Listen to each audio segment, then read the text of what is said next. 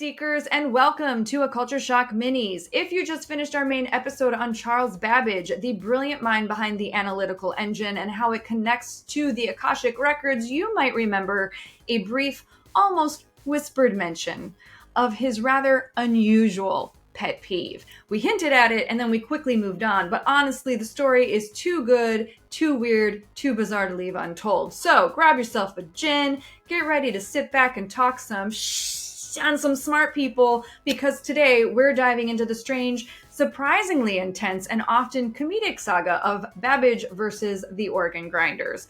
Prepare for an intellectual giant to get very, very petty, my favorite type of personality trait. Here we go. It's London in the early to mid 1800s. There's no iPhones, there's no streaming service, there's no noise-canceling headphones. If you want entertainment, it often came to your doorstep.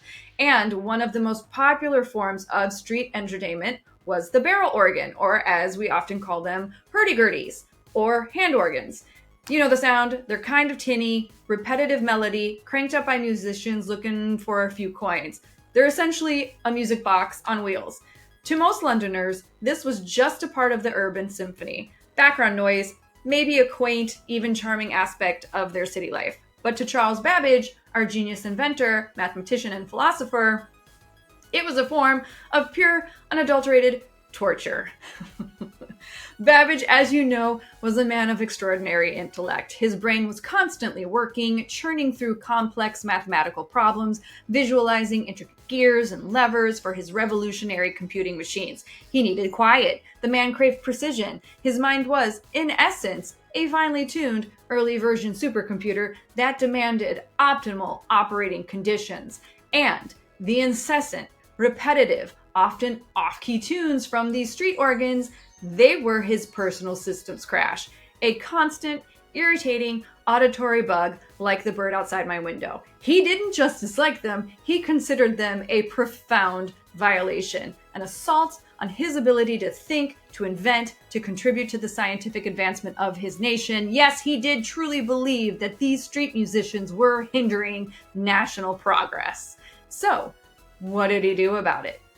He began a relentless, almost obsessive campaign against these performers. He kept meticulous records, just as he would for any of his engineering projects, documenting every single instance of musical nuisance. His records would include the exact times, the specific tunes, identifying repeat offenders. He then would often confront them, rushing out of his house in a furious rage, shouting at them to stop.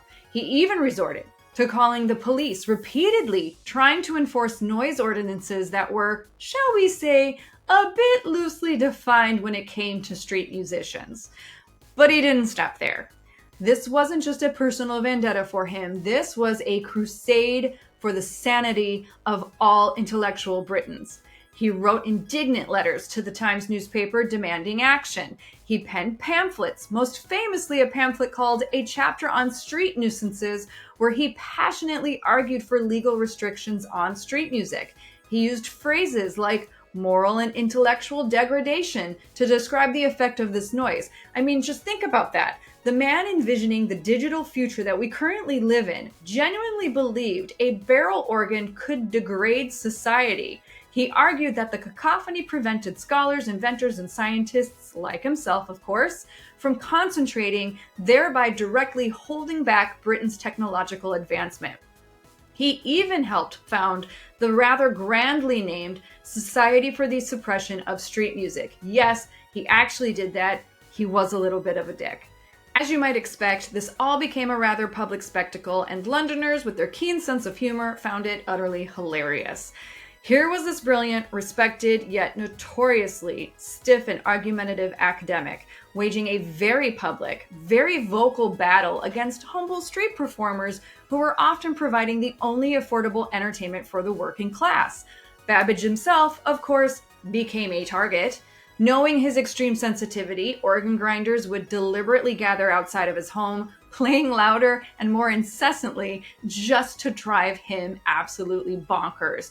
They'd sometimes even chant taunts at him. Children would gather, pointing and laughing, as the great Charles Babbage would burst out of his house, shaking his fist, his face turning red, and sometimes even chasing the offending musicians down the street. It was pure theater. He was frequently ridiculed in popular newspapers and satirical magazines like Punch, which had a field day with their article called The Man Who Hates Music. And despite his tireless efforts and his dedicated, albeit small, Society for the Suppression of Street Music group, he largely failed. The organ grinders, representing a resilient, decentralized form of street culture, simply outlasted his campaign. Charles Babbage ended up dying in 1871, having never truly won his personal war against the bellows and the brass. So, why do we bother with this quirky little detail about Charles Babbage in this bonus episode in the first place?